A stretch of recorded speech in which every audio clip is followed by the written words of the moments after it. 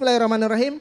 Assalamualaikum warahmatullahi wabarakatuh. Waalaikumsalam warahmatullahi wabarakatuh. Hamdan katsiran thayyiban mubarakan fi kama yuhibbu rabbuna wa yarda. Wassalatu wassalamu ala nabiyina Muhammadin sallallahu alaihi wasallam amma ba'd. Apa kabar? Abang-abang, kakak-kakak?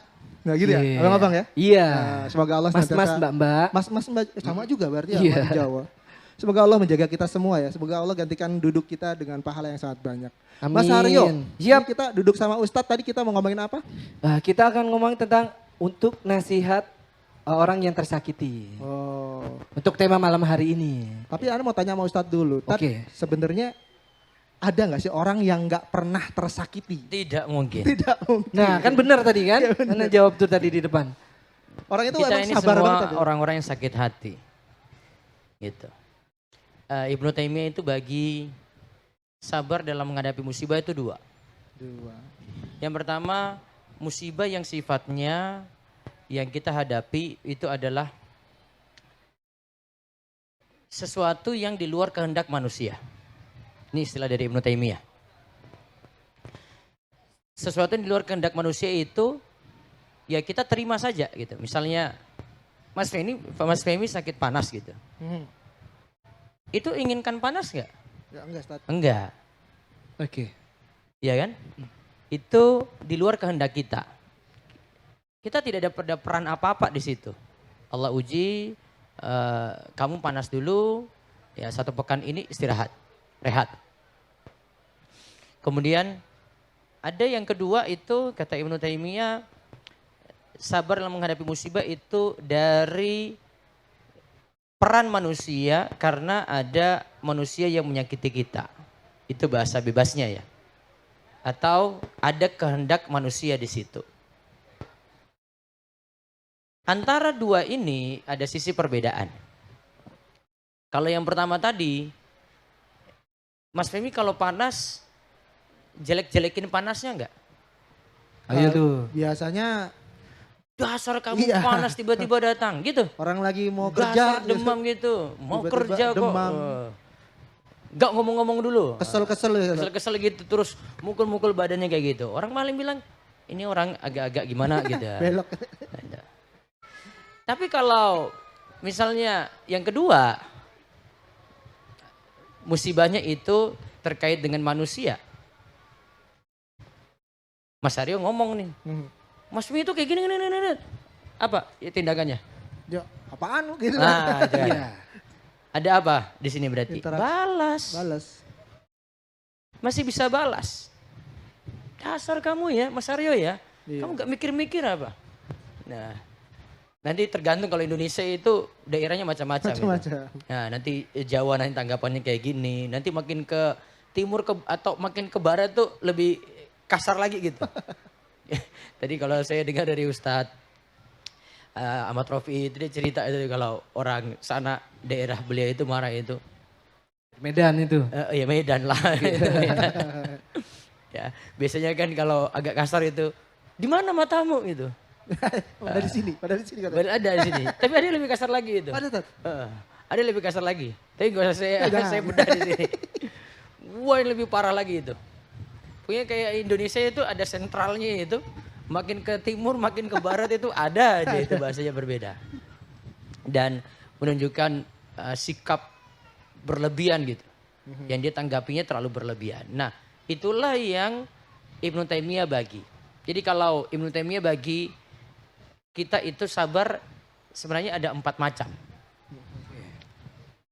Dan ini setahu saya pembagian ini yang spesifik sekali ini cuma Ibnu Taimiyah. Gitu. Kalau dari penjelasan ulama yang lain tidak serinci ini. Makanya saya tuliskan di buku saya, mana ya buku kecilnya tadi itu ya? Oh ini Sabar di ketika bawah. disakiti. Oh, di bawahnya, Ustaz. Aduh, lupa saking kecilnya ini. Ini. Ini ringkasan dari buku Syekhul Islam Ibnu Taimiyah, Qaidatun fis Sabri. Kaidah untuk memahami sabar. Sebenarnya mukadimahnya panjang, beberapa poin beliau sebutkan itu. Saya tidak bedah semuanya. Terus kiat-kiat untuk menghadapi sabar nih beliau, kiat-kiat untuk sabar ketika disakiti itu yang beliau konsen atau fokus di situ. Tapi secara umum Ibnu Taimiyah bagi sabar ada 4. Yang pertama sabar dalam ketaatan sehingga ketaatan itu dilakukan. Yang kedua, sabar dalam menjauhi maksiat sampai maksiat itu ditinggalkan.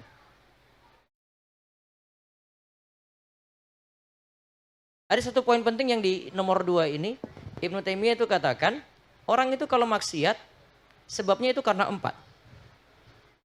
Sebab umumnya itu ada 4. Ada karena 1, Ibnu Taimiyah sebut diri sendiri, berarti dirinya. Yang kedua karena ada faktor pendorong.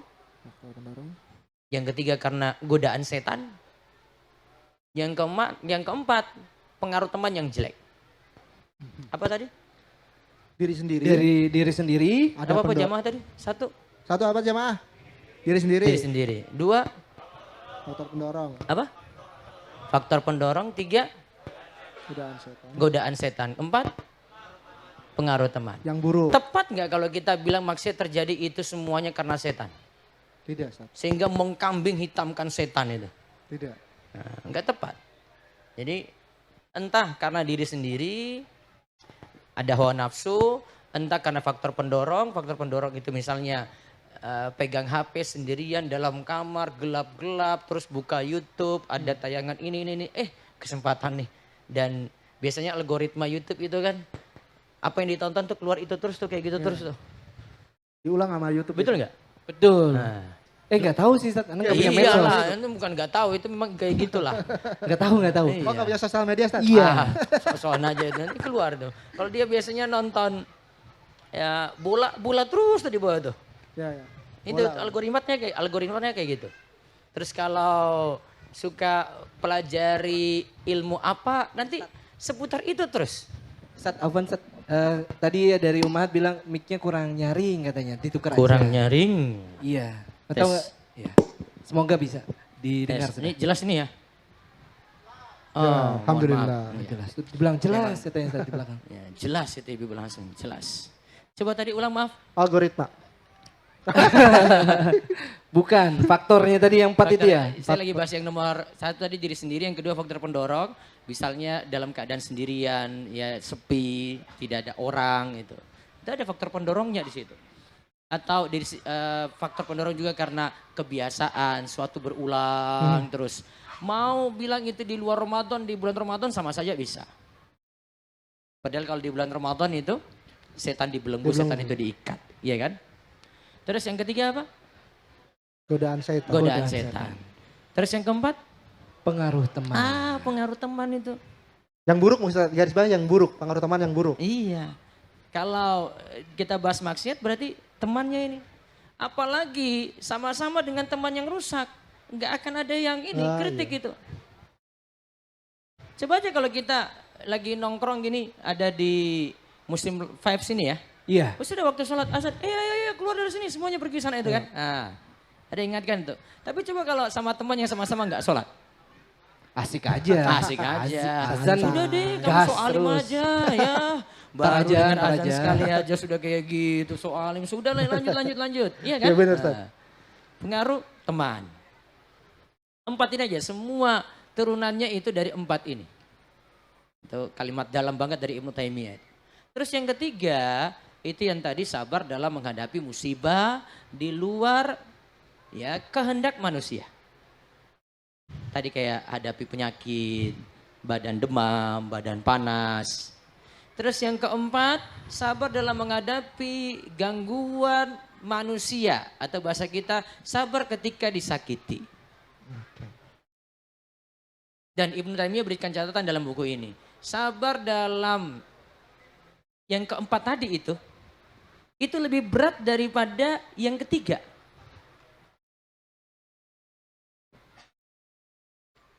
Karena kalau yang ketiga, coba saya kasih contoh aja kisahnya Nabi Ayub alaihissalam. Nabi Ayub ketika itu dia hadapi ujian nggak? Ujiannya apa Nabi Ayub alaihissalam? Penyakit. Apa? Dikasih apa? Ujian sama Allah? Penyakit kan? Oke. Nabi Ayub dengan ujian segitu, itu masuk Nabi Ulul Azmi nggak? Siapa Nabi Ulul Azmi? Nuh. Ibrahim. Musa. Isa. Nabi kita Muhammad sallallahu alaihi wasallam. Oke. Nabi Ayub kenapa nggak masuk dalam sini? Karena dia hadapi sejatinya yang dihadapi itu adalah penyakit. Bukan dari serangan umat, bukan dari serangan orang. Beda dengan coba Nabi kita Muhammad SAW itu. Dari kafir Quraisy, dari keluarga-keluarganya sendiri. Ya. Berat yang beliau hadapi. Sama dengan Nabi Nuh, Nabi Ibrahim, Nabi Musa, Nabi Isa. Makanya Nabi Ulul Azmi disebut Ulul Azmi karena cobaannya lebih berat. Dibandingkan Nabi Ayub tadi. Ya. Karena yang dia hadapi itu komentar orang. Hadapi gangguan orang. Itu lebih berat. Sehingga Ibnu Taimiyah simpulkan, dari sini saya dapat kita pahami kalau sabar dalam menghadapi bentuk sakit hati dari orang lain, orang yang menyakiti kita itu lebih berat. Nah, ini kesimpulannya dari 4 tadi. Jelas ini? Oke, itu muqaddimah waktu Ibnu Taimiyah membahas masalah sabar. Namun yang jelas namanya sabar itu al-habsu, jadi nahan diri. Saya tahan hati, tahan lisan, tahan anggota badan. Kan rukunnya 3. Rukun sabar itu 3. Yaitu tahan apa tadi? Hati. Terus tahan? Lisan. Apa berarti bentuknya? Tahan ucapan. Ucapannya kenapa ditahan? Apa bentuknya? Ya nggak ngomong aja, itu sudah. Iya. Terkadang Nggak kalau komentar. misalkan udah lagi nggak sabar tuh, terkadang Nah itu berarti ucapan. nggak sabar itu. Iya. Iya. Komentar. Iya. Iya. Biasa orang nggak sabar tuh pakai muqaddimah juga. Maaf ini bukan nggak sabar ya ini. Ah, Nah, itu. iya. Biasanya dia lagi tunjukkan dia nggak sabar memang gitu. Kayak orang lagi mau gibah itu biasanya pakai muqaddimah dulu. Sorry ya, ini bukan maksudnya saya jelek-jelekan orang lain nih ya. Iya bener sih. Itu lagi emak-emak lagi ngomong di grupnya itu loh. Nah, itu pakai muqaddimah kayak gitu tuh. Maaf ibu-ibu ya, saya nggak jelek-jelekan siapa-siapa. Ini ya. Pokoknya gini aja, itu muqaddimah sebelum masuk gibah itu. Itu gibah online. Gibah online. Disclaimer dulu. Disclaimer dulu. Iya. Kita nggak jelek-jelekin orang ya. Iya. Tapi dia gini loh. Iya, iya. Itu kayak tadi itu. Maaf ini maksudnya bukan saya nggak sabar ya. Dia lagi pakai muqaddimah dulu itu supaya orang, oh gitu ya, gitu ya. Padahal dia lagi siap mengungkap tuh dengan lisannya. Terus satu lagi dengan anggota badan. Maka ada istilah misalnya kalau orang meninggal dunia itu tidak boleh niyaha. Iya. Yaitu meratapi dengan anggota badannya. Dia teriak-teriak, kemudian ada aksinya dengan tangannya, lemparkan sesuatu, ya. Pukul-pukul Terus sendiri. ada pukul-pukul badannya, ada gelas Pecahin. dipecahin. Terus nanti ujungnya, maaf, saya sabarnya. Sudah semuanya sudah pecah dulu ya. Sabarnya terakhir. Sabarnya terakhir. Nah, itu yang mesti dilakukan ketika sabar. Nah, coba kita bahas di sini beberapa poin saja.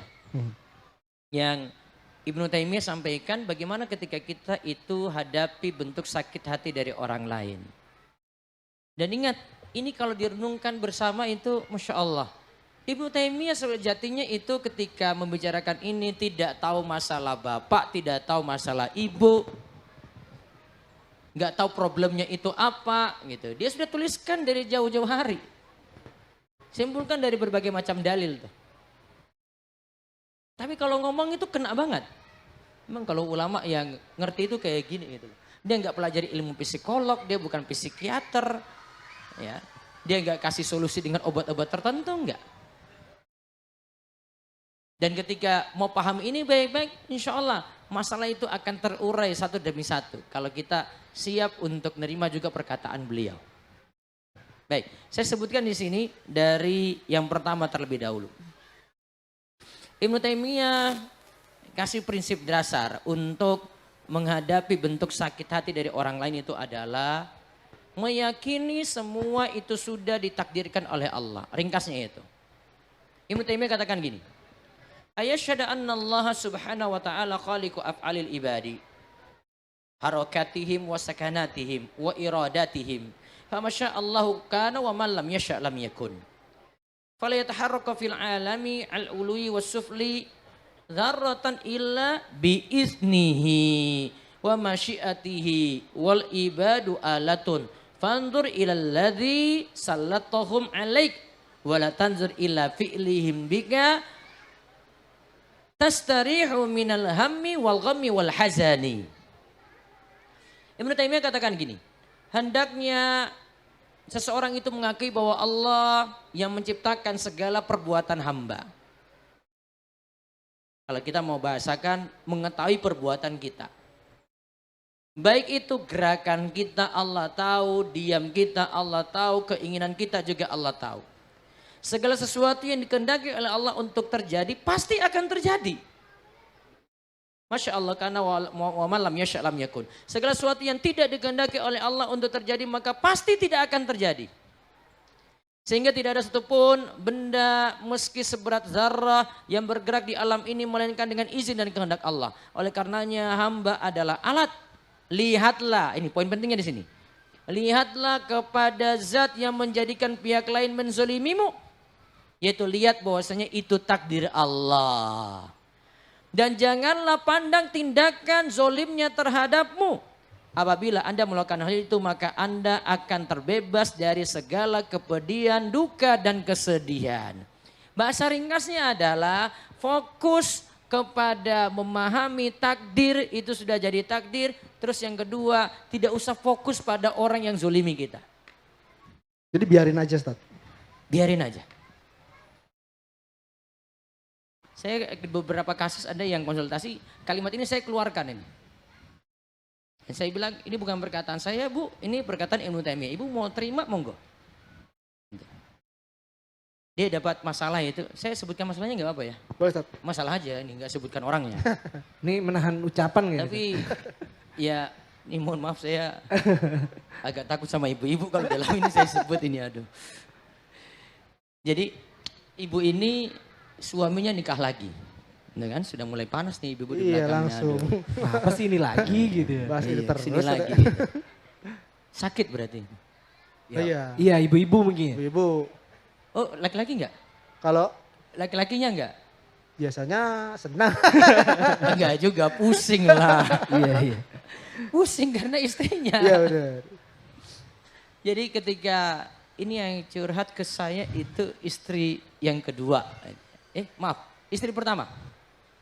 Istri pertama. Dia cerita, Ustaz, suami saya nikah lagi. Aduh. Saya bilang aduh itu karena sudah saking seringnya saya dapat konsultasi kayak gitu. Ya, itu konsultasi kalau saya bilang kalau dengan saya ranking 2 lah. Kalau ranking satunya selingkuh. Ranking satunya. Lebih banyak selingkuh, Ustaz. Ya gimana lagi ya. Subhanallah. Ada yang berat-berat memang. Nah. Kalau itu saya butuh fokus lagi kalau sudah sampai tingkat ini. Tapi kalau yang ini saya mulai nanya dulu.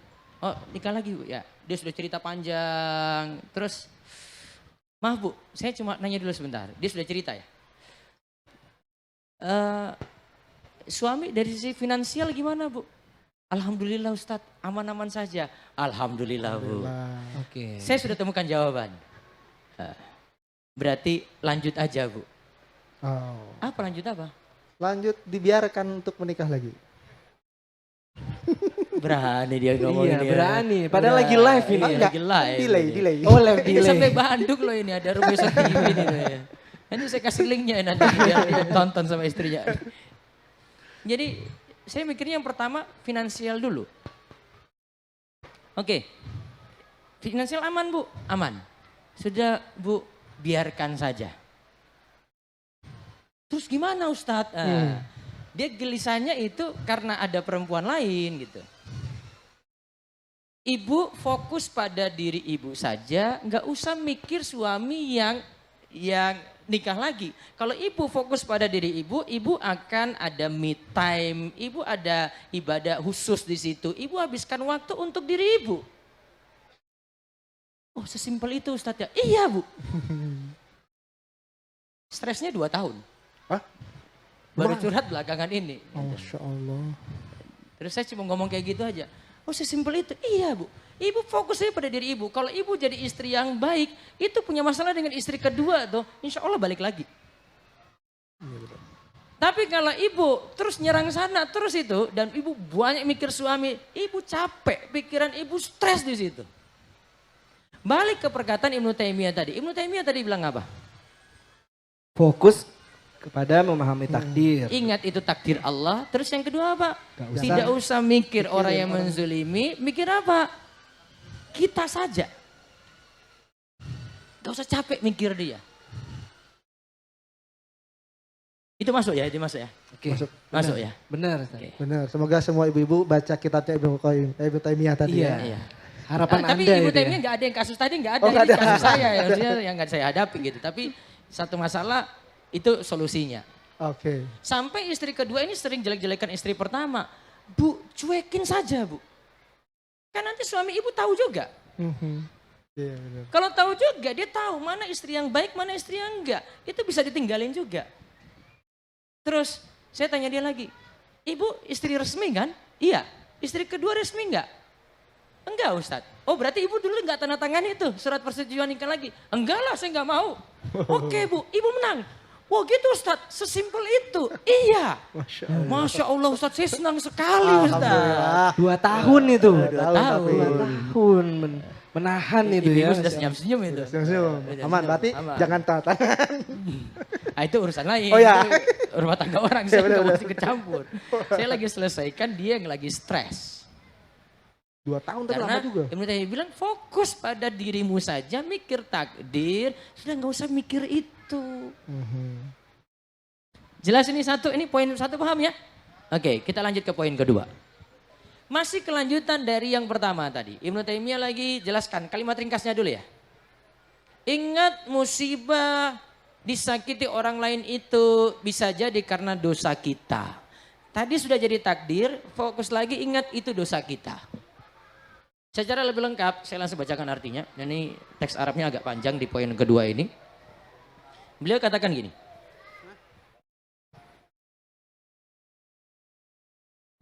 Sudah taanu kan Kang, Mas Oli yang berdiri-berdiri. Hendaknya- Apa nih Ustaz? Mas. Ini ada yang berdiri-berdiri mungkin Oh, bisa iya, boleh di masuk. sini. Iya, Iya. bisa Masih dikasih bisa kok. tempat dulu. Banyak boleh, nih boleh. Ustaz. Apa nih Boleh Ustaz? agak merapat lagi Ayo, ayo Bapak-bapak. sini, sini. Ayo. Nih dikasih Biar tempat kita dong sama-sama sini. belajar. Ayo, Ustaz Iya, berdiri-berdiri. kosong nih. Maju lagi Pak, enggak apa-apa. Iya, Maju, ayo maju sini. lagi yuk. Ayo semuanya bisa Buat di sini. umahatnya juga ya, mungkin Iya. bisa dikasih space terus panitia bisa dikasih tahu ada space kosong di dalam ya. Ibu-ibu kayaknya sengaja biar lihat langsung ini Ih, ibu Masya di Allah. situ. Iya, silakan Mas-mas semuanya bisa ke sini. Baik, saya bacakan dulu ya. Iya, boleh, Hendaknya Ustaz. seorang mengakui segala dosa yang telah diperbuat dan mengakui bahwasanya tatkala Allah menjadikan pihak lain menzulimi dirinya, maka itu semua dikarenakan dosa-dosa yang telah ia perbuat. Karena Allah katakan, "Wa ma asabakum min musibatin fabima kasabat aydikum wa ya'fu an katsir." Dan apa saja musibah yang menimpa kamu maka itu adalah disebabkan perbuatan tanganmu sendiri. Berarti kelakuan sendiri kan? Iya. Dan Allah memaafkan sebagian besar dari kesalahan-kesalahanmu. 2 poin penting di sini. Tadi ada yang menyakiti, maka itu bisa jadi kesalahan kita. Terus yang kedua, wujud kesalahan kita itu dimaafkan, ada ujian, ada yang sakiti kita. Ujian ini itu baru kecil. Allah masih memberikan maaf yang begitu besar untuk kesalahan-kesalahan kita yang lain. Seandainya setiap dosa kita itu diwujudkan ujian, diwujudkan dalam bentuk musibah, mungkin kita sudah tidak ada lagi di muka bumi ini. Maka Allah katakan wa ya'fu an katsir. Allah itu memberikan pemaafan dengan pemaafan yang banyak. Berarti wujud ujian tadi itu dari dosa kita yang baru sedikit aja tuh. Yang lainnya Allah itu maafkan. Masya Allah. Terus Ibnu Taimiyah lanjutkan gini. Apabila seorang hamba mengakui bahwa segala yang tidak menyenangkan yang menimpanya disebabkan oleh dosa-dosanya yang telah lalu, maka dirinya akan sibuk untuk bertobat dan memohon ampun kepada Allah atas dosanya yang menjadi sebab Allah menurunkan musibah tersebut.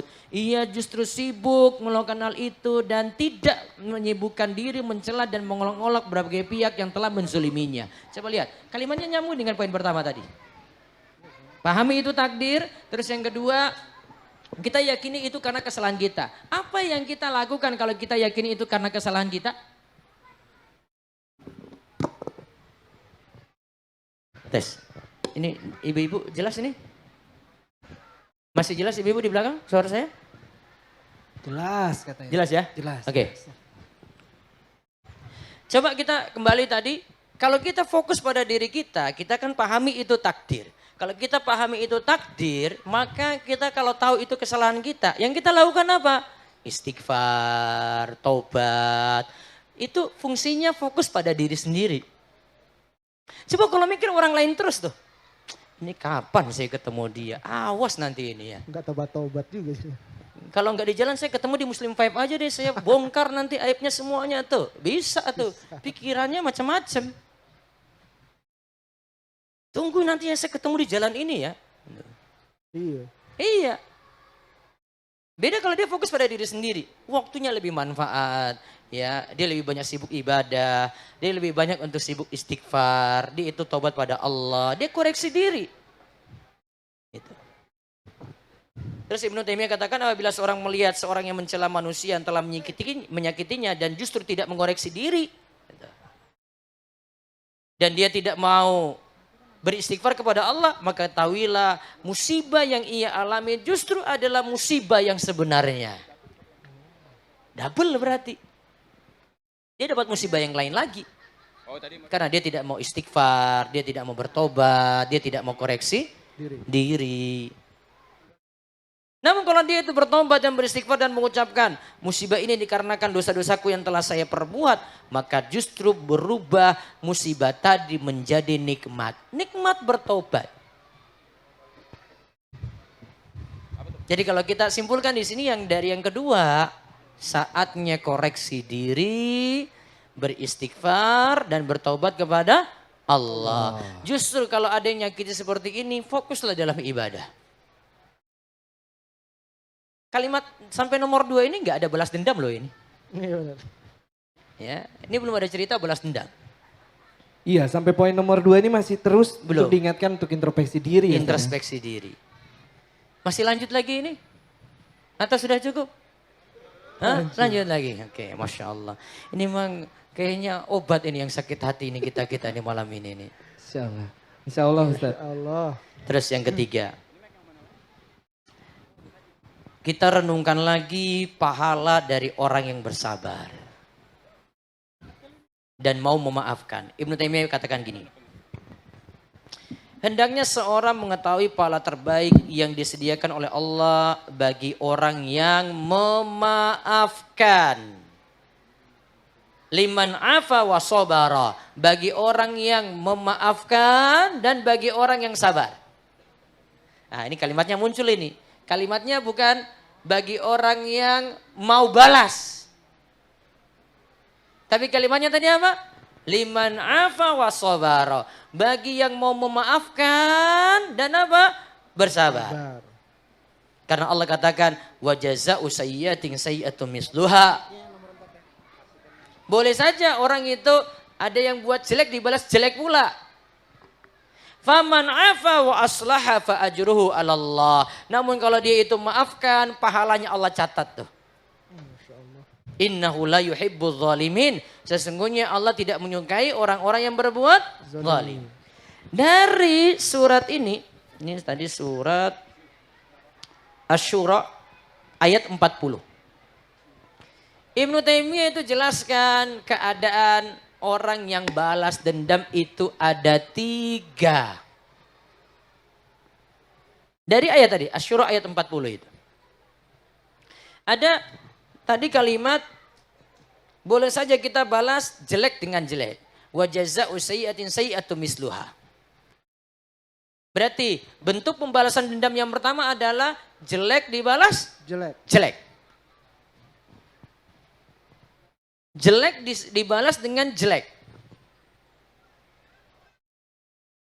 Ini disebut dengan orang-orang yang, kalau istilah Ibnu Taimiyah itu beliau sebut orang yang muqtasid, moderat, pertengahan. Contoh, cubit, terus Mas Femi balas lagi cubit. Imbang dah? Bang, Mukul? balas pukul. Balas mukul. Imbang nggak? Bang. Imbang. Oke. Itu masih muqtasid. Terus, yang kalimat lanjutannya dalam ayat. Faman afa wa aslaha fa ajruhu 'alallah. Yang mau maafkan dan yang mau memperbaiki, pahalanya itu di sisi Allah. Yang kedua ini diistilahkan oleh Ibnu Taimiyah, orang yang balas jelek dengan yang lebih baik. Iya. Dia tidak balas dengan yang sama yang moderat tadi itu. Jelek balas jelek. Yang muqtasid tadi, muqtasid. Tapi yang jelek dibalas dengan kebaikan. Saya cubit Mas Femi terus. Makasih Ustadz. Masya Allah. Sabar banget gitu ya. Sabar banget orang tuh. Sabar ya. Makasih ya. Dikasih hadiah. gitu. Syukron. Oh kasih hadiah lagi itu. Ustadz ini kopi Ustadz. Masya Allah Ustadz. Cubitnya itu luar Masya biasa. Allah. Ini kopi untuk Ustadz nih. Gitu. Itu disebut muhsin. Terus satu lagi tadi. Ya. Terus disebutkan. Innahu la yuhibbul zalimin. Sesungguhnya Allah tidak menyukai orang yang zalim. Zalim ini apa? Ah, ini yang ketiga nih. Zalim itu jelek. Dibalas dengan jelek yang lebih parah. Makin rancu biasanya begitu Ustaz. Apa itu? Kalau jelek dibalas jelek. Nah, Cubit pukul. jadi tadi Cubit. saya cubit. Pukul. Oh balas. Puk, masuk rumah sakit. Hasil rumah sakit. Soalnya pakai tangan kanan. Ini disebut apa? Zalim. Berarti kalau kita urutkan tadi 1, 2, 3 ya. Yang satu tadi disebut apa tadi? Muhtasid. Muqtasid. Apa tadi? Jelek Jelek dibalas dibalas jelek. jelek. Namun ingat itu kadarnya sama. Ah itu dia. Cubit ini Cubit nggak lagi. merah, dia balas dengan saya. Dia Pakai tang. saya mukul Mas Femi balas. Buah masuk rumah sakit sama-sama pukul. Sudah lebih. Kadarnya harus sama. Maka untuk poin nomor 1 muqtasid sebenarnya berat. Iya. Berat itu.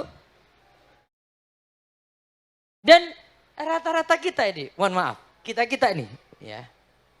Kita ini kalau ada yang zolimi kita, kalau bisa balasnya lebih deh. Betul nggak? Betul. Satu orang yang jotos kita, yang mukul nih, kalau bisa satu kampung turun. Subhanallah. Betul nggak? Betul Ustaz. Ini yang saya mukul dia nih, udah oh, tunggu Ustaz. Tunggu nanti depan sana tuh nanti ya, lewat kompleks saya ya. Satu kompleks keluar. Iya itu Ustaz. Betul nggak? Kalau bisa balasnya lebih. Itu manusia itu. Maka muqtasid itu sebenarnya berat juga. Sehingga yang tadi mau balas, sejatinya dia tidak jadi muqtasid. Kalau dia balas lebih, dia jadi nomor 3, jadi zalim. Betul? Betul. Berarti pilih yang mana? Yang kedua Ustaz. Yang tadi, matur nuwun, syukron Ustaz. Masya Lagi Allah, dong, Ustaz Ustaz, ini lagi ada dong. kopi enak banget ini, Masya Allah. Padahal sudah bebok blur itu. Masya Allah. Jelas ini? Ya. Milih yang mana berarti? Muhsin. Masya Allah. Muhsin itu konsekuensinya maafkan. Konsekuensi dari maafkan itu tidak ada balas dendam. Clear semuanya. Clear. Masya Allah. Beda dengan ini ya. Saya nahan marah. Ada yang buat saya kecewa atau buat menyakiti saya. Kalau nahan marah itu belum tentu maafkan. Dongkol Ustaz ya. Dongkol ya. Karena dia simpan sekarang nih. Besok lagi tuh. Simpan lagi, besok lagi tuh. Tunggu, awas nanti kamu. Kalau maafkan itu sudah selesai. Maka orang yang tahan marah, al-kadhiminal ghaidha dengan wal afina 'anin nas, dengan yang memaafkan manusia, lebih tinggi orang yang memaafkan manusia karena dia nganggap masalah selesai. Maka antara menahan marah dengan memaafkan lebih tinggi derajatnya mana? Memaafkan. Memaafkan. Makanya susah kata Ustaz. Susah. Tapi pahalanya gede. Iya, Masya Allah. Yang tadi saya sebut itu al-kadhiminal ghaidz wal 'afina 'anil nas, di antara 8 pintu surga. Nanti bisa baca di website saya rumeso.com itu. Cari aja 8 pintu surga tuh. Ada penjelasannya. Dari 8 yang ada, kita kan tahu ada pintu ar-royan, ya kan, ada pintu sholat, ada pintu sedekah, ada pintu jihad, ada pintu haji. Nah, satu pintu lagi ada pintu yang para ulama sebut al-kadhiminal ghaidz wal 'afina 'anil nas. Pintu bagi orang yang menahan marah dan mudah memaafkan yang lain. Itu jadi satu pintu surga. Kenapa? Yo berat. Apalagi beratnya itu untuk memaafkan. Kalau memaafkan itu masalah harus clear, sudah nggak ada lagi ungkit-ungkit lagi itu. Gak boleh gemes tadi. Namun sebagian itu, mohon maaf, ini kayaknya pada ibu-ibu itu ada satu kesalahan suami masih teringat sampai 20 tahun tuh. Nanti dia ingat lagi, kamu nih dulu nih kayak gini tuh. Iya. Ibu-ibu di sana kali. Di sana bukan di sini. Iya. Di sini mah. Sana di dikit. sana lah, Ada. ya. Itu nggak perlu lagi sebenarnya, sudah nganggap selesai, clear aja. Jadi itu tingkatan orang balas dendam. Yang paling tinggi jadi orang muhsin. Kalau mau saya simpulkan lagi, orang muhsin itu dia biarkan tidak ambil pusing. Terus yang kedua, maafkan. Ustaz mungkin kita buka sesi tanya jawab buat teman-teman siapa tahu masalahnya bisa kebongkar Ustaz. Ini kan baru 3 poin ini. Wah masih banyak Ustaz. Ya, Masa sampai 20. Siapa tahu Tapi sudah memang mulai ini Ustaz, tidak bisa menahan. Saya gitu. bahas di buku saya apa ini ya. Ada satu buku saya sebutkan kiat-kiat. Oh di buku saya takdir. Saya nggak tahu ada di Good Brother nggak itu. Tentang takdir Allah selalu baik itu. Salah satu poin saya ungkit tentang masalah bersabar ketika disakiti. Saya cuma bahas 3 poin ini. Karena itulah 3 poin paling inti. Yang lainnya turunan dari 3 ini. Sebagiannya sudah saya sebutkan tadi sebenarnya. Pengembangan dari 3 itu aja. Jadi kalau kita simpulkan berarti pertama apa? Meyakini bahwa itu adalah takdir. Diyakini takdir toh. Terus yang kedua? Fokus. Enggak, yang kedua apa tadi? Hah? Dosa. Fokus pada kesalahan kita, karena itu kesalahan kita, maka perbanyak apa? Istighfar, tobat, introspeksi diri. Terus yang ketiga? Ada pahala di balik itu. Ada pahala, maka jadilah orang yang mana tadi? Muktasid apa muhsin? Apa zolim? Muhsin. Muhsin. Apa tadi maksud muhsin? Balas yang jelek dengan yang lebih baik. Masya Allah. Itulah orang yang pemaaf. Dan ingat, satu poin lagi Ibnu Taimiyah sampaikan di sini. Kita perlu pahami kalau kita memilih untuk balas, orang yang zolimi kita itu bisa balas lebih loh. Karena dia punya kekuatan lebih. Tadi mukul itu, terus saya mukul nih ya. Terus Mas Mimi lebih kuat daripada saya. Balas mukulnya lebih parah lagi. Ya. Akhirnya tadi ya dia ingin balas mukul, ternyata dibalas lagi, lebih parah lagi. Maka yang namanya balas dengan kejelekan yang sama tidak akan selesai. Tidak akan selesai. Itu dengan kejelekan yang sama tuh. Ya. Itu tidak ada ujungnya, balas lagi. Coba ingat aja cerita-cerita tentang tawuran dulu anak sekolah tuh. Enggak tahu Mas Mimin dulu bagian dari yang mana gitu loh. Coba lihat tawuran itu enggak ada ujungnya. Yeah. Kenapa sampai adik-adiknya juga ikut tawuran? Ingat kakak angkatannya dari dulu itu. Memang dengan sekolah itu sudah punya masalah. Adik angkatan balas lagi. Besoknya dibalas lagi. Terus. Nggak ada ujungnya. Maka penyelesaiannya cuma maafkan saja, nganggap selesai semuanya, clear aja semuanya deh. Nggak usah nuntut-nuntut balas lagi.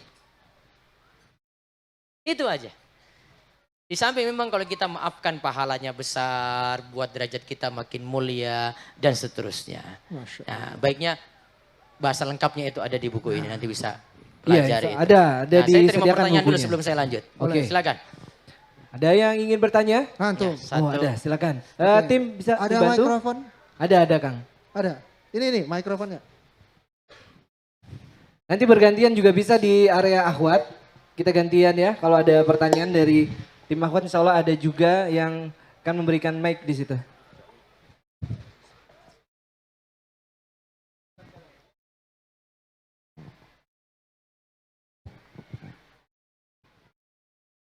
Silakan sebutkan nama dan dari mana. Assalamualaikum warahmatullahi wabarakatuh. Waalaikumsalam warahmatullahi wabarakatuh. Nama saya Ismail Ustadz. Mau bertanya, hukuman dan ujian itu kan berbeda ya Ustadz.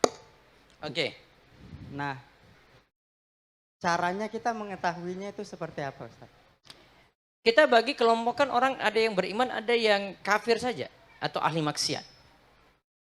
Bagi orang yang beriman, ketika dia diuji, itu untuk naik derajat atau menghapuskan kesalahan. Tapi kalau orang kafir, ahli maksiat, dia diuji itu adalah hukuman yang segerakan di dunia. Bahkan untuk orang kafir, kalau sekarang tidak disegerakan, itu sebagai rahmat untuk dia karena ada penundaan, ya besok di akhirat. Karena kalau umat sebelum Nabi Muhammad SAW biasanya kalau berbuat durhaka kepada Nabi langsung kena siksa. Lihat kaum Ad, lihat kaum Samud, kaum Lut, kaum Nuh, langsung kena siksa. Tapi orang kafir saat ini mau dia buat kurang ajar bagaimana? Belum tuh diturunkan azab langsung. Mungkin 1-2 saja kasus. Kenapa? Para ulama katakan, sebagian ulama tafsirkan Islam itu rahmatan lil alamin, maksudnya itu. Tertundanya siksaan untuk orang kafir. Tapi Ustadz, yang Ustadz jelaskan tadi kan pas ada juga kesalahan-kesalahan hukuman yang Allah berikan karena kesalahan kita yang lalu. Nah kadang kita masih berpikir ini kesalahanku yang lalu kah atau ini ujian. Itu pikiran-pikiran yang seperti itu. Enggak usah Ustaz, fokus ke situ. iya, Capek makanya, pikirannya. Jadi mikir dosa saya yang mana ya? Ya iya, memang kita Ustaz. banyak dosa. Kiat-kiatnya biar kita enggak mikirin ke situ itu Bertobat gimana, Ustaz? dengan tobat yang umum. Enggak usah spesifik pada satu dosa. Karena mau telusuri, kita itu biasanya kayaknya enggak ada deh, saya kayaknya ya sudah kayak begini masa saya masih ini sih ya itu. Kayak gitu kita. Jumawa. Minggu ini gak bikin Jumawa dosa dia. perasaan gitu. Yang mana sih gitu kan? Sudah tobat umum. Tobat umum. Ya, kalau kita tidak tahu tobat kesalahan yang spesifik, umum aja. Karena bisa jadi memang terlewat, ya. Yang kesalahan ini kita lupakan itu, nganggap sudah selesai padahal belum. Boleh jadi ada orang yang memang kita zolimi gitu. Belum selesai, kita anggap sudah selesai. Maka dengan tobat yang umum. Syarat tobat 3+1. 3 itu untuk diri sendiri, ya kaitannya untuk kita perbaiki, yaitu menyesali yang telah lalu, kembali taat untuk saat ini. Yang ketiga, bertekad tidak mau ulangi lagi. Yang keempat, kalau kaitannya dengan manusia, harus diselesaikan. Kalau itu utang, bayar. Gak bisa dengan kalimat, afwan akhi. Gitu. Afwan akhi, qadarullah. Qadarullah Ada lagi, qadarullah, Masya Ustaz. Allah. Baru Ada ini saya baru qadarullah. dapat kalimat baru ini. Qadarullah usaha lagi tipis. Afwan Qadarullah akhi. masya'afa'al gitu ya. Masya'afa'al. Masya Allah. Baru ini baru. Ini. Gak usah dicontohin maksudnya. Ini gak cukup itu. Terus gimana? Bayar. Ya. Kalau pernah nyakiti, minta maaf. Pernah gibahin, minta maaf. Terus bersihkan kehormatan dia. Karena kaitannya dengan manusia. Ya. Jadi kalau mau tobat umum 3 ini. Plus 1 kalau kaitannya dengan manusia tadi. Oke? Allah ibarik fiik. Jazakumullah khair Ustaz. Cukup. Ya, Ya, ditahan baik. dulu. Nanti lanjut lagi ke... Saya kasih hadiah ini Oh iya, Masya boleh. Allah. Akhwat apa ikhwan nih? Ikhwan. Nah, ini lanjut nih di Akhwat. Nanti kita gantian ya. Sama ini ada kupon ini nanti enggak? Oh, Dibagi- iya. Oh iya, Benar. jangan Ini ya, beda? ini ada scaling, ini ada voucher hitam. hitam. Masa hitam lagi sih? Ya, ada anaknya Pak. Ada? Ada. Mungkin bisa dipakai Ustaz. Nah, oke. Buat hitan ya. Iya. Oke, baik. Jangan dipakai Ya, sendiri. selanjutnya dari Ahwat silakan. Jika ada pertanyaan. Silakan. Bismillah, Ustadz izin bertanya. Silakan Bu. Misalnya nih, Ana yang berbuat jolim. Terus teman Ana itu udah katanya sih maafkan. Tapi sifatnya itu kayak nggak memaafkan gitu Ustadz. Nah, Siapa ini dengan siapa Bu? Dengan siapa nih Bu? dengan Umi Farel. Oh dengan seorang lah ya. Iya ya benar Iya. Ustadz. Terus dia ibu sudah minta maaf dia tidak memaafkan. Katanya sih maafkan, cuma dari sikapnya kayak enggak gitu nah Ustadz. Katanya dimaafkan tapi ketika apa? Sikap kenapa? Sikapnya tuh berubah. Berubah bagaimana? Ya berubah kayak enggak seakrab seperti dulu. Oh itu nggak maafkan itu Bu. Nah cara nyikapinnya saya nih gimana Ustadz? Apa saya biarin aja atau maaf-maaf terus, minta maaf terus? Oke. Terima kasih Ustadz. Ini anu bukan Ustaz. Mudafa bukan ini. Bukan ya, bukan ya. Bukan, ini bukan. Iya Suaranya nanti beda. tanya lagi Ustaz. Taib. Ada lagi Ibu? Sambil saya ada satu cerita nih saya ungkap dulu. Oh ada ditampung dua pertanyaan Ustaz. Iya. Oh iya Ibu. silakan. Ibu-ibu sekalian langsung. Ada lagi? Assalamualaikum Ustadz, Ana mau Waalaikumsalam warahmatullahi wabarakatuh. kan Ana ini ibaratnya pernah tersakiti juga gitu kan. Afwan. Bisa didekatkan mungkin ya mic-nya. Mikrofonnya. Kurang nyaring soalnya. Ana pernah tersakiti gitu Ustadz. Ana sama mantan suami udah pisah kan. Oke. Terus rahimahullah mamanya itulah yang penyebab kami berpisah. Yang bernyebab berpisah ibu mertua. Benar. Ya terus. Jadi waktu itu sampai Ana bilang lihat aja lah nanti karmanya Allah itu maha adil gitu kan. Sampai Ana tuh bilang gini, mudahan kerjaanmu, kamu dipecat dari pekerjaan gitu kan. Enggak Karena boleh Ana gitu. ngerasa yang dizolimi gitu Ustaz. Enggak boleh. Tapi Itu namanya jelek balas jelek Bu. iya Ustaz, Enggak boleh. benar. Jadi waktu itu kan nggak lama udah di usia anak-anak 7 tahun, Ana dengar kabar dia dipecat dari pekerjaan. Terus Senang lagi. enggak Ustaz, Ana enggak senang. Enggak senang. Nah, tapi saat itu kan Ana masih digantung Ustaz, bayangkan dari hamil sampai anak-anak udah besar, Ana digantung. Jadi setelah itu Ana dengar dia dipecat dari kerjaan, baru Ana tuntut untuk cerai. Lalu ketika anak-anak usia berapa tahun gitu, Ana ini selalu ingin temukan anak-anak sama keluarganya kan Ustaz. Tapi mereka tuh nggak pernah mau tahu kabar anak-anak juga gitu Ustaz. Sampai saudara Ana bilang, buat apa dibawa? Tapi Ana bilang, ini anak-anak ini keturunan mereka juga, biar mereka juga harus kenal. Iya. Setelah Ana kenalkan, mereka juga nggak peduli juga Ustaz. Sampai waktu itu ibunya kan meninggal. Ana jujur sakit Ustaz, tapi Ana maafkan. Tapi rasanya itu gimana? Maafkan nggak ada tapi Bu. Apa ya Ustaz ya namanya? Iya, Kemarin tahu. kan dia yang menyebabkan kami tuh berpisah gitu Ustaz. Iya, Sampai kalau Ana boleh buka ya, beliau Eh, guna-gunain ini hubungan sebentar. Ana Ustaz. Tetap ibu buat baik dengan beliau atau tidak? Ana berbuat baik Ustaz, Oke, karena Ana sudah. selalu ingin mengenalkan anak-anak, tapi mereka tidak pernah ingin tahu kabar anak-anak gitu Ustaz. Ya. Kan saudara ini kan kadang menghalang-halangi Ana untuk mengenalkan ke anak kan sama keluarganya. Apa yang Ana harus lakukan Ustaz? Apakah Ana turutin keluarga Iya. Ana atau Ana tetap kenalkan tetap? Baik, saya baca satu hadis anak-anak nih. perempuan Ustaz, Ini karena dua kalaupun masalah. nanti menikah Oke. akan mencari mahramnya dulu kan untuk menikahkan dia gitu Ustaz. Ya baik. Ya, Assalamualaikum warahmatullahi Waalaikumsalam wabarakatuh. warahmatullahi wabarakatuh. Sebenarnya dua ini saya bawa kisah ini aja.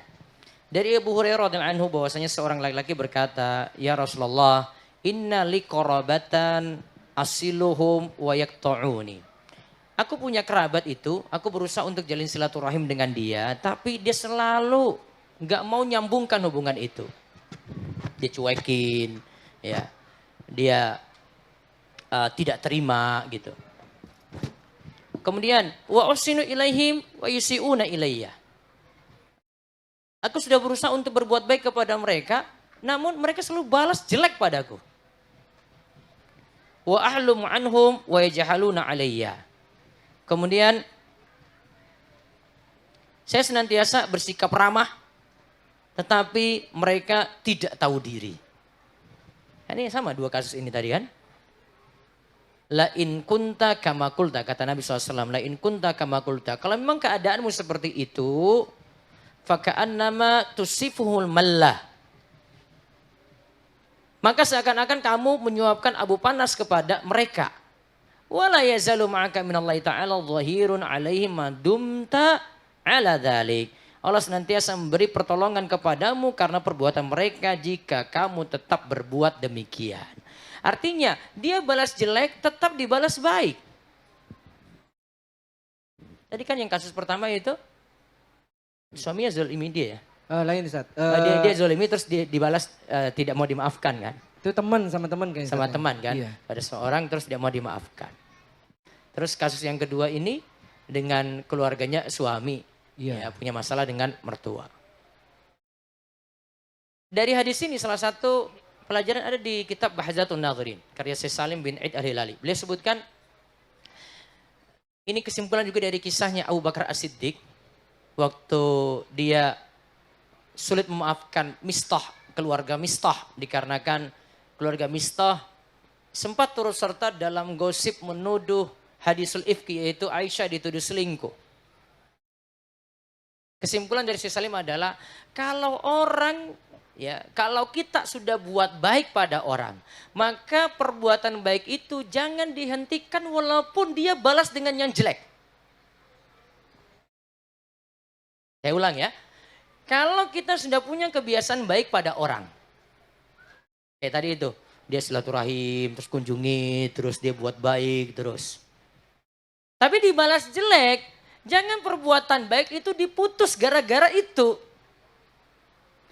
Maka Abu Bakar As-Siddiq kan ditegur itu. Ditegur kenapa?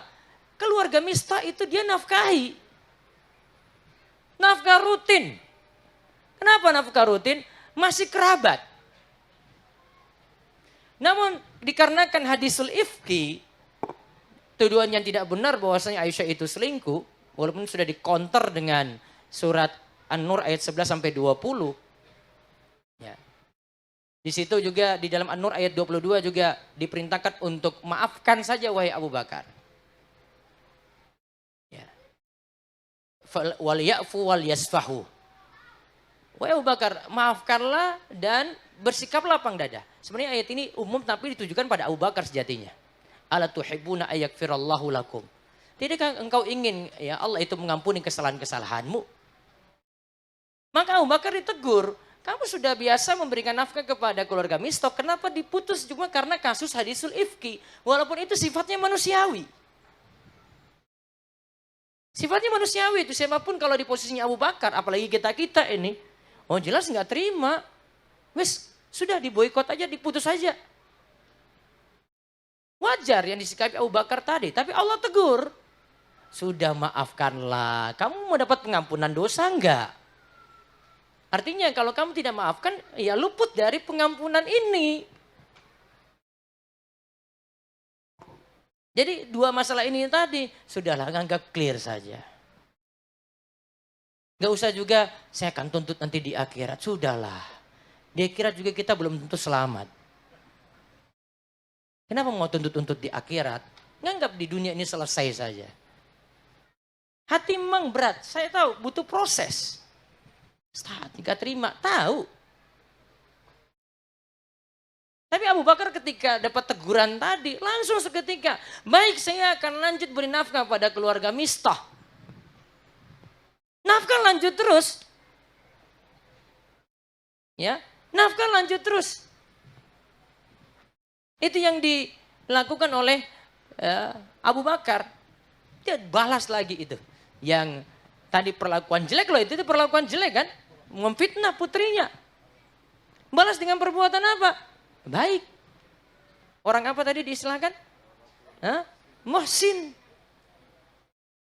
Dia lebih milih itu. Dapat pengampunan.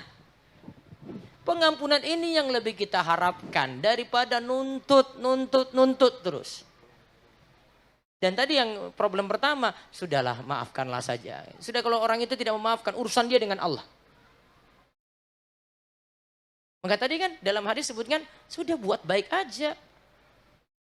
Nah, kalau dibalas jelek gimana? Urusan dia dengan Allah. Saat itu dia tidak mau maafkan saya. Yang penting kita sudah berusaha minta maaf.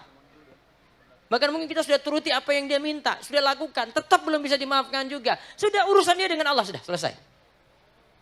Yang penting kita sudah selaku manusia, kita berusaha minta maaf di dunia ini. Ya. Tapi nanti mungkin cari cara-cara lain lagi. Oh dia mungkin dikasih hadiah dulu, ditemui dulu. Oh ternyata tidak cukup lewat WhatsApp. Oh ternyata tidak cukup lewat telepon. Datangi berarti. Gitu. Nah, Ustaz, tapi tadi Ya. ada poin terakhir dari pertanyaan kedua, Ustaz. Ya. Kan anaknya perempuan nih, yang nanti ketika menikah harus mencari mahram untuk menjadi wali. Itu bagaimana jika memang keluarga si laki-laki tetap menolak, Ustaz? Apakah boleh pakai wali hakim, Ustaz? Yang tadi apa? Anak kedua, kan tadi anaknya perempuan. Sedangkan dari pihak mantan suami itu tidak mau mengenal si anak perempuan ini. Oke. Itu bagaimana ketika si anak perempuan ini dewasa dan akan menikah, apakah walinya boleh? Berarti masalah di wali nikah. Nah, Oke, wali nikah ada urutan nanti. Nanti langsung urusan ini ke kantor urusan agama. nah. Insya Allah akan diberi solusi jika memang dari pihak yang seharusnya jadi walinya tidak ada yang mau jadi wali, KUA nanti ujungnya wali hakim. Nah, Masya Allah. Lanjut, Mas. Ya, satu pertanyaan terakhir. Karena kita insya Allah. Tunggu dulu ada nih. Oh ada. Bagaimana cara merilis rasa sakit hati terhadap suami yang zolim terhadap anak dan istri. Suami sangat pelit dan perhitungan terhadap anak istri, tapi dengan orang lain royalnya luar biasa. Suami juga tidak peduli saat anak istri sakit, sampai opnam pun tidak peduli. Mau menuntut pisah tapi anak ada 6 dan istri tidak punya penghasilan. Lanjut Bu dengan suami Bu. Berat. Kenapa? Kenapa lanjut? Jangan peduli orang lain. Ujung-ujungnya dia bilang gak punya penghasilan. Saya bilang 2 mudorot nanti. Mendingan lebih ringan tadi. Iya kan? Coba dia lepas dari suami. 6 anak siapa yang nanggung? Kalau itu jadi dengan dia semua tuh. Berat. Kalau saya ada kasus ini saya cuma, oh ibu sudah punya penghasilan. Alhamdulillah Ustadz, duit saya lebih baik pada suami. Ya monggo mikir-mikir Bu. Kalau ini kan nggak ada. Dia nggak ada kekuatan finansial. Dia dapat 2 mudorot itu. Sudah pisah, sudah nggak ada apa-apa lagi. Mau bergantung sama keluarganya, belum tentu juga mau nanggung tuh. Dia sama 6 anaknya itu. Maka pikir-pikir lagi. Ustaz, saya menikah dengan suami benar-benar secara ta'aruf. Jadi suami yang saya tahu sesuai dengan kriteria yang saya cari dari segi agama. Sudah ngaji sunnah agak lama 2 tahunan. Setelah masuk ke 4 tahun pernikahan, saya feeling suami selingkuh. Kan baru feeling ini kan. Oh ternyata Allah tunjukkan ya Allah. Suami selingkuh dengan rekan kerjanya. Selingkuh dengan effort. Coba. Selingkuh dengan penuh effort, Ustaz, dengan penuh usaha. Dia belikan selingkuhannya berupa boneka sebesar manusia. Masya Allah. Coklat, makan siang dan lain-lain. Wah Allah, perhatian banget itu ya. Setelah kejadian itu saya memutuskan memaafkan. Wah. Tapi rasa sakit hati qadarullah tidak bisa hilang Itu sampai memaafkan tuh sekarang. gak pakai tapi. Nah ini pertanyaannya. Dan akhir-akhir ini saya punya feeling lagi Ustadz. Kalau Oke. suami ada perempuan lain 2 tahun setelah kejadian selingkuh pertama tadi. Pertanyaannya, bagaimana sikap saya apabila suami ternyata benar selingkuh? Suami tukang selingkuh ini berarti kesimpulannya. Apakah tidak apa-apa saya menceraikan? Yang kedua, apabila suami tidak Gugat terbukti cerai, selingkuh? bukan menceraikan. Ibu nggak ada Iya. kemampuan untuk menceraikan suami, Bu. Gugat cerai istilahnya. Terus? Apabila suami tidak terbukti selingkuh, bagaimana cara saya mengontrol emosi atau rasa Oh berarti sakit dari tadi hati? nggak selingkuh itu. Masih feeling Bukan yang kedua feeling. ini, Ustaz. Yang kedua masih feeling yang kedua. Yang pertama tadi yang boneka sebesar manusia itu sudah diberikan Ustaz. Dan sudah dimaafkan. Itu sudah dimaafkan, tetapi tadi ada tetapinya. Dan yang sekarang mengendalikan emosi rasa sakit hati terhadap suami setelah Oke. pengkhianatan yang dia lakukan. Jeng jeng. Kan di sinetron ini nyata ini Nah, ya. Ustaz, Masya Kasih Allah. hadiah, kasih hadiah. Kasih hadiah. Kasih hadiah. Kasih Al-Quran Kang, supaya bisa sabar. Iya, ini siapa? Nggak tahu Nggak siapa. Oh nggak tahu ya? Ustaz siapa? Nanti mungkin nanti sama tim panitia ya. Berarti 2 orang. Nah. 2 orang. Solusinya apa nih? Solusinya maafkan Ustaz. Tadi Yang kedua feeling. yang kedua feeling. Berarti yang pertama sudah misalnya taruhlah ada perempuan lain dia sudah maafkan sudahlah nganggap selesai. Yang kedua ini coba perbaiki hubungan lagi dengan cara satu ya, pakai kiat pertama tadi itulah. Fokus pada diri, pahami itu takdir. Fokus diri dulu. Terus istighfar, taubat, berarti perbanyak ibadah. Ya. Perbanyak ibadah ini tujuannya juga adalah takwa. Solusi dari masalah rumah tangga apapun, biar masalah itu tidak muter-muter tuh dalam ruangan saja, harus ada takwa di situ. Takwa itu fungsinya apa? Wa may yattaqillaha yaj'al lahu makhraja. Siapa yang bertakwa kepada Allah, Allah akan berikan jalan keluar. Makhraja itu gambarnya gini. Misalnya kita berada dalam ruangan tertutup nih. Ini kita lagi dalam kondisi kebakaran. Cari jalan keluar, semua pintu tertutup. Adanya takwa, ada celah tuh di situ, kita bisa keluar. Maka orang yang biasanya mikir masalahnya berat itu karena takwanya kurang. Masalah yang ada muter dalam ruangan terus tuh. Dia nggak akan pernah dapat celah. Jadi kalimat yang keluar nanti kalau sudah curhat kayak begini, aduh Ustadz ini masalahnya berat sekali Ustadz. Kayaknya tidak ada masalah yang lebih berat daripada masalah hidup saya. Mungkin sebalik papan yang paling susah saya ini Ustadz. Ini akan keluar kalimat kayak gitu. Kenapa? Coba koreksi dari yang tadi nomor 2 tadi ada istighfar, ada taubat. Itu tujuannya takwa di situ. Takwanya diperbaiki, ibadahnya bagaimana? Saya beberapa kali tanya itu pada istri kalau dia curhat. Saya nanya tentang suaminya. Maaf Bu, tolong jawab jujur nih. Suami ibu sholat enggak? Ya Ustadz, syukur-syukur dia bisa Jumatan gitu Ustadz. Berarti enggak sholat kan Bu? Iya. Tolong Bu, ini masalah bisa selesai. Kalian mau damai, mau masalah ini bisa clear, sholat dulu deh. Sama saya ngomong capek-capek juga, suami nggak sholat. Jadi memang nggak dapat celah dia, masalah muter terus aja. Suami mau perbaiki diri juga, yang dia aja belum sholat kok. Dan kalau memang saya tahu masalah dari suaminya, suami sini bilang sama suami, cerita ke saya itu. Biar saya hadapi suami tadi. Dia mulai cerita, oh iya masalahnya di bapak berarti. Bapak pingin rumah tangga ini baik-baik saja ya perbaiki takwa. Takwa yang harus ada ya sholat dulu. Ya Ustadz. Akhirnya dia mulai perbaiki diri. Nah gitu, kalau nggak mau perbaiki diri, masalah ada terus. Jadi tolong memikirkan itu dulu. Ya. Perbaiki dari ibadah, taubat, istighfar. Ya. Takwanya dilihat, takwa makin kurang, masalah makin berat. Ya, biasanya seperti itu. Dan solusi-solusi kayak tadi nih Bapak Ibu sekalian, solusi ini itu sudah mujarab solusinya. Beda kalau kita bawa ke seorang psikolog. Psikolog itu cuma sekadar teori. Teori ada riset, kemudian ini kayak gini, ini apa solusinya. Tanya sama si psikolog itu, kalau dia punya masalah itu dia amalkan enggak? Enggak juga, itu teori dia. Tapi kalau tadi poin dari Ibnu Taimiyah, dalil semuanya. Itu berdasarkan dalil itu. Enak, kita terima itu enak banget dia itu. Saya ternyata masalahnya ini ya, ini solusinya nih ya. Padahal Ibnu Taimiyah nggak tahu masalah kita. Nggak pernah ketemu dengan kita. Nggak pernah ketemu dengan orang Balikpapan nih. Yang kita ini punya masalah semuanya. Tapi kalau ngomong itu, oh iya ya.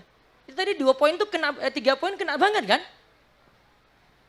Itu Ibnu Taimiyah itu. Seperti itu. Wallahu a'lam. Masya Allah. Mas Aryo, Siap. gimana Mas Aryo? Mau masih tersakiti nggak?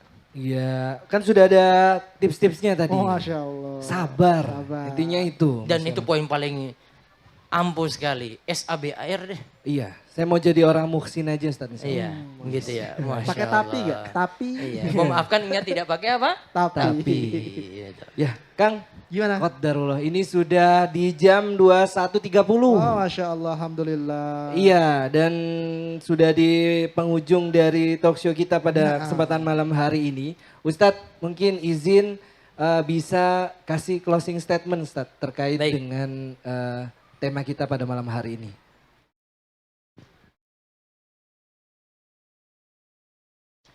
Saya closingnya pakai perkataan Ibnu Taimiyah aja lagi. Boleh Ustadz. Daripada kalau di Balikpapan nih senangnya pantun ya. Ya, Iya, bisa juga. senangnya pantun. Saya nggak pandai pantun, sudah baca ini aja deh. Oh iya. Dan ini lebih kena nantinya itu. Ibnu Taimiyah katakan gini. Anna hadhil mazlamah allati qad zulimaha hiya sababun imma litakfiri sayyi'atin aw raf'i darajatin. Fa idzan taqama wa lam yasbir lam takun mukaffiratan li sayyi'atihi wa la rafi'atan li darajatihi. Sesungguhnya kezoliman yang diderita akan menjadi sebab penghapusan dosa. Atau akan meninggikan derajat. Oleh karena itu, kalau kita memilih balas dendam, keutamaan tadi tidak kita peroleh. Apa keutamaan tadi? Yaitu dihapusnya dosa, ditinggikannya derajat. Kalau kita itu milih balas, tidak bersabar, maka tidak ada penghapusan dosa dan tidak pula pengangkatan derajat. Maka kalau kita mau solusi untuk problem-problem kita, sudahlah. Kalau ini ada problem dengan orang lain, ada yang sakiti kita, berusaha maafkan. Dapat penghapusan dosa, ditinggikan derajat. Enggak maafkan, luput dari dua keutamaan ini. Kembali tadi seperti kisahnya Abu Bakar tadi yang saya sebut. Maka punya keutamaan yang besar seperti itu. Mudah-mudahan dengan kita maafkan orang lain, Allah juga memaafkan kesalahan-kesalahan kita yang ada. Semoga Allah beri taufik pada kita semuanya. Amin, Masya Allah. Mas Arya, kita ada hadiah masih mau dibagikan? Oh, mungkin nanti buat nanti aja kali Kang ya. Oke, boleh. Iya, karena ini sudah waktunya sudah menunjukkan pukul 21.30. Iya, 6. Nah ini masih ada kesempatan mungkin buat teman-teman nanti mungkin bisa putar-putar lagi. Oke. Karena kita kan close di jam 10. Oke, malam, Masya gitu. Allah. Kita tutup? Iya. Mau Oke. pantun? Oh enggak? Nggak bisa. Mas Arya, izin ya. Iya. Teman-teman, bapak-bapak, ibu-ibu, abang-abang, teteh-teteh, oh teteh bukan, kakak-kakak, Iya. mbak-mbak, saya Femi Abu Muhammad dan Mas Haryo, Haryo, iya. mohon izin dan mohon maaf jika ada tadi ada kesalahan di sepanjang talk show kita, kami Iya. mohon maaf dan jika ingin menasihati silakan menasihati Mas Haryo via DM Muslim Pipes karena beliau tidak punya sosial media. Iya. Jadi kami sangat butuh nasihat dari antum Ya, semua ya. Kang, sebelum ditutup mungkin kita mau ucapkan terima kasih dulu. Oh iya. Ya, terima kasih untuk para sponsor yang Benar. sudah mendukung kegiatan kita di Muslim Pipes 2.0 beri kesan Betul. baik. Terima kasih kepada Kanas Kitchen, Risalah Haromain Tour and Travel, Borneo Placer. dan Miss Blue Car Wash. Ya, terima kasih atas supportnya yang sudah diberikan kepada Muslim Vibes. Semoga Dan- Allah ganti dengan pahala yang sangat Iya, banyak dan ya. insya Allah Ustadz ini hari terakhirnya Ustadz ya di Balikpapan. Gimana Ustadz? Extend, extend. Extend ya? Gimana? Extend ya? Tes. Tiket sudah terpesan jadi saya harus pulang ini. Aduh. Qadarullah ya. Semoga nanti bisa Tapi main-main Masya Allah lagi. Ustadz. Balikpapan nih luar biasa. Nah, Masya Allah. Saya kaget beberapa budaya sini yang kayaknya membuat saya tertarik balik lagi itu. Nah insya Allah ya ditunggu Balikpapan, Ustadz. Mudah-mudahan. balik lagi. Amin. Sini nggak ada klakson kalau lagi ini. Ya Allah. Saya bilang ini kota apa kayak begini itu nggak ada seru-serunya sama sekali. Dicabut, Coba Ustaz. kalau ada ini kan bisa balas gitu, bisa Iya. balas marah kan. Ini siapa itu kan bisa. Ternyata mereka sudah jadi orang-orang musin semuanya. Allah. Masya Allah. Amin. Luar biasa. Ya ditunggu kehadirannya Ustadz ya. Jazakumullah khairan sudah. Ya, insya Allah. Beberapa teman-teman yang ada di sini ya Iya. di Balikpapan. Dan Ya. saya doakan untuk yang Mas Joko, Mbak Siti nah. terutama ya. Mudah-mudahan cepat sadar dan Allah segera mempertemukan jodohnya insya Allah. Amin, Allah. Saya doakan Amin. mereka karena mereka memang orang-orang yang butuh perhatian Oh, khusus. Masya Allah. Iya. Kalau ini kan sudah cuma mikir anak, mikir khitanan tadi ya sudah cukup lah. Ya. Semoga Allah beri taufik pada kita semua. Amin, Masya insya Allah, ya. Mas Aryo, saya Siap. Femi Abu Muhammad. Ya, Mas saya Haryo, oke. Kami mohon izin untuk close acara ini. Kita tutup dengan doa kafaratul majelis. Subhanakallahumma wa bihamdika, asyhadu an la ilaha illa anta, astaghfiruka wa atubu ilaik.